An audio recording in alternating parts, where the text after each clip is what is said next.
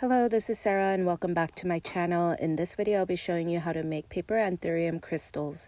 Please like this video below and subscribe to my channel. You could also find the supplies and the template below the video, and this will be the template for your Cricut, Silhouette, or other cutting machines. Cut everything on a dark green cardstock paper. Then I use this acrylic marker in a light green and color over the pattern. This template was originally for the Anthurium flowers, so you could also make them in different colors with the same template. I am making the plant version called the Anthurium crystal. Make them in a variety of different sizes, and they come in different versions of the pattern, so you can make them all a little different and they won't all look the same. I will be making 7 of these for my pot.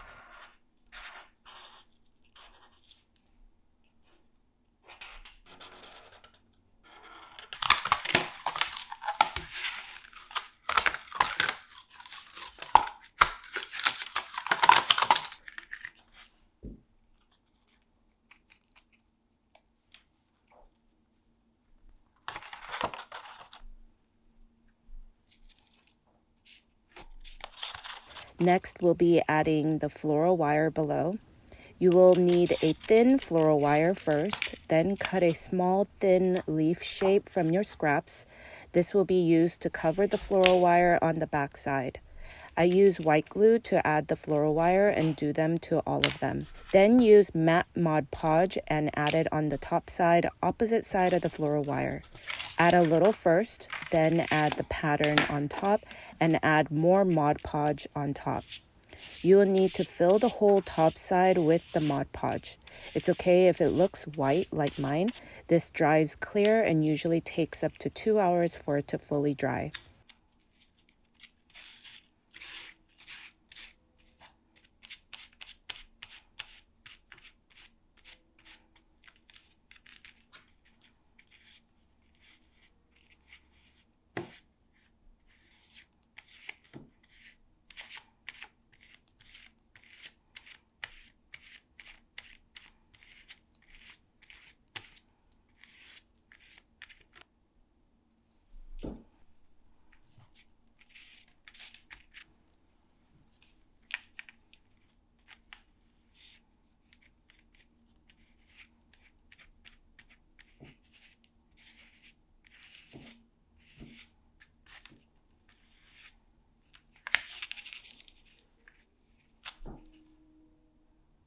Once it is dry, you could shape the leaves by folding down the middle and curl the edges back. There is no proper way to shape these. Some curl in, some curl out, so just make sure it's not flat like a piece of paper and add as much texture as you can by shaping them. Then bend the thin floral wire right where the leaf center ends and add a thicker floral wire and floral tape them together. Floral tape all the way down to the length you like, and I like to make some taller, some shorter, so mix up the height.